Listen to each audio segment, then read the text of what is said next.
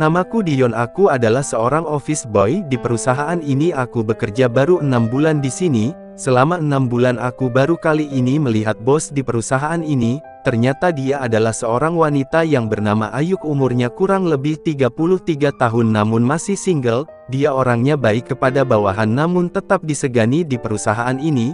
Beliau memang cantik tapi belum ada pasangan. Bisa jadi beliau belum menemukan seseorang yang sesuai kriterianya. Aku tidak tahu dengan diri ini, setiap ketemu dengannya jantung ini berdebar sangat kencang.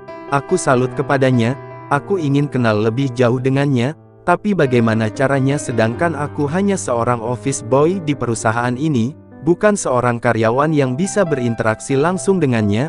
Untuk menyapanya aja mulut ini terasa tidak bisa dibuka, apalagi untuk bicara langsung berduaan dengannya.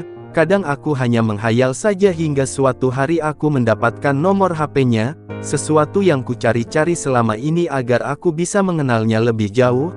Waktu itu ponselku berdering dan kulihat nomor baru melakukan panggilan. Awalnya aku tidak tahu itu siapa, setelah aku angkat ternyata Ayuk, bosku. Beliau memintaku untuk menjemputnya di sebuah bengkel karena mobilnya mengalami kerusakan. Setelah sampai di sana ku jemput Ayuk dengan motorku. Jantung ini terasa berdebar dan seakan-akan tak percaya kalau orang yang selama ini kuidamkan telah duduk di boncenganku. Aku pun meminta beliau untuk pegangan agar tidak terjatuh. Tiba-tiba ada seekor kucing berlari menyeberang jalan. Ketika itu aku merem mendadak dan Ayuk pun tak sengaja memelukku. Sungguh itu hal yang tak mungkin bisa kulupakan. Dari saat itu aku sudah mulai dekat dengan Ayuk. Aku sering chat dengannya walau tak semua chatku dibalasnya, tapi aku sudah merasa cukup senang. Hingga suatu ketika aku pernah bertanya kepadanya melalui chat WhatsApp, kenapa sampai saat ini beliau masih belum memiliki pendamping. Beliau pun menjawab kalau tak ada orang yang mau mendekatinya.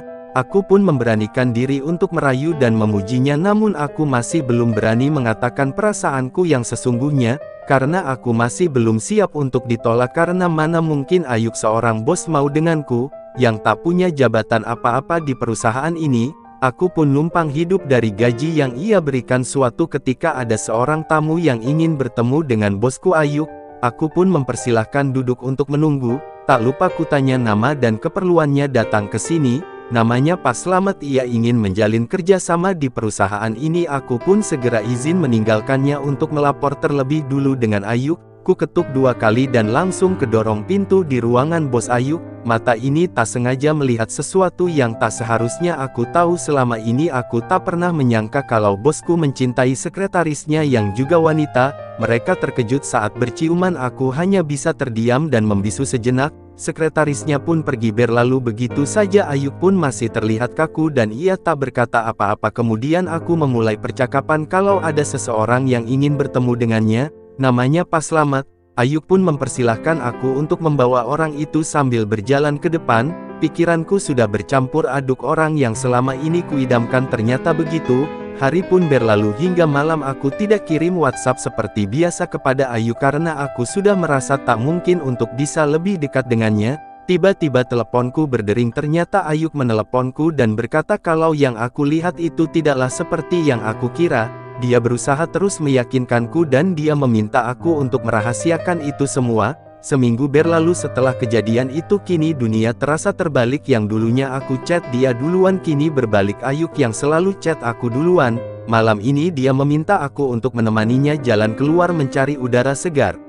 Aku tak tahu kenapa dia berubah drastis kepadaku, apa karena dia takut rahasianya aku bocorkan kepada yang lain. Kami pun makan malam bersama dan di situ adalah kembali membahas masalah yang di kantor. Waktu itu aku pun jujur kepadanya kalau wanita yang selama ini kuidamkan ternyata tidak normal. Emosiku tak kontrol di malam itu hingga mulut ini tak kuasa menahan ucapan. Seketika itu kami saling diam dan membisu 1000 kata. Setelah makan malam Ayuk pun membawaku ke sebuah hotel. Awalnya aku tak tahu mau ngapain, ternyata dia melepaskan pakaiannya semua, dan berkata aku ini normal, lakukan apa yang ingin kamu lakukan, selama ini kamu salah menuduhku.